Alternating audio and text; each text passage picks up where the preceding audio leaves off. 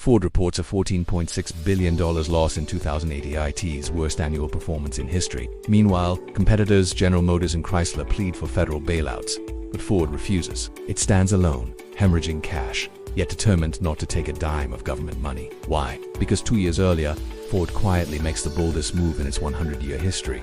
It bets everything on itself. In September 2006, Ford mortgages nearly all its assets, including its iconic blue oval logo, for $23.50 billion in private loans. This includes factories, office buildings, and even intellectual property. The strategy, led by incoming CEO Alan Mulally, raises eyebrows.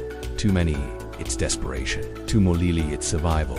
Mulally, who previously led Boeing's commercial airplane division, brings an outsider's clarity to Detroit's most insular company. At Boeing, he saves the company by streamlining production and slashing unnecessary layers of management. At Ford, he walks into chaos, overlapping brands, bloated operations, and a deeply divided executive culture. By 2006, Ford's U.S. market share has fallen below 17%, its lowest in nearly 80 years. The once dominant brand trails behind Toyota in consumer perception and trails far behind in fuel efficiency.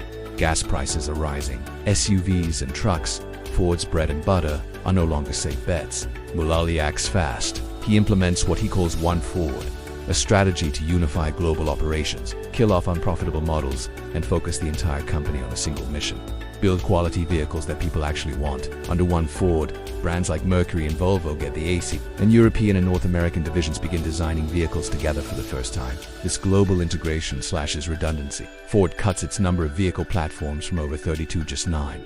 Meanwhile, the $23.5 billion loan buys time. Unlike GM and Chrysler, who wait until crisis forces their hand, Ford's early action gives it runway to retool operations, invest in fuel-efficient models, and avoid bankruptcy. In 2007, Ford sells off Jaguar and Land Rover to India as Tata Motors for $2.3 billion, shedding luxury distractions to focus on its core. This move looks risky during a downturn, but it frees up capital and signals commitment to the turnaround. Then the housing bubble bursts, triggering the 2008 financial collapse. Credit markets freeze. Car sales plummet nearly 40% industry-wide. GM and Chrysler burn through cash so fast they have no choice but to ask Congress for a bailout. GM receives $49.5 billion. Chrysler gets $10.5 billion.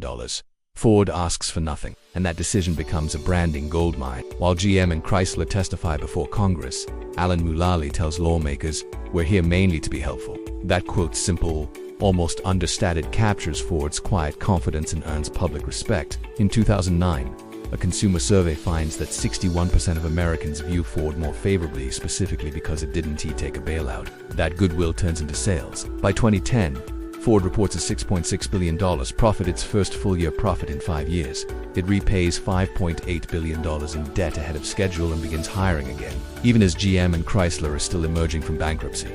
The key driver, the Ford Fusion, a mid-sized sedan that becomes the best-selling domestic car in America by 2011. The Fusion proves that Ford can compete on quality and fuel economy without government help. Meanwhile, the company launches the Ford Fiesta and Ford Focus, small cars that target gas-conscious buyers. These models appeal to a post-recession America and bring in younger, urban drivers Ford had lost to Toyota and Honda.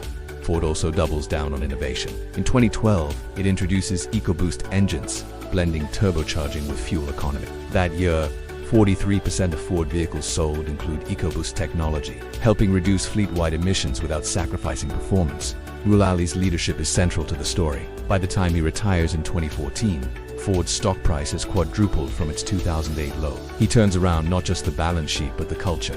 Weekly executive meetings foster transparency, kill silos, and drive accountability. In 2015, Ford reintroduces the aluminum body F-150 pickup, a bold engineering gamble. Critics doubt whether truck buyers will accept lighter materials, but the gamble pays off. The F-150 wins 2015 North American Truck of the Year and helps keep the Model America's top-selling vehicle for decades. Ford's refusal of the bailout becomes a case study in business schools and a brand in its commercials emphasize resilience, American grit, and independence, qualities that resonate deeply with recession-wary consumers. By 2017, Ford pays off all its private loans taken in 2006, including the final $4.8 billion tied to its logo. The blue oval is finally on. What began as a symbol of desperation becomes one of redemption. The broader impact is significant. Ford's success pressures GM and Chrysler to accelerate their own restructuring. It also shows that decisive leadership, even before crisis hits, can change a company's fate. There's another dimension: jobs. because Ford avoids bankruptcy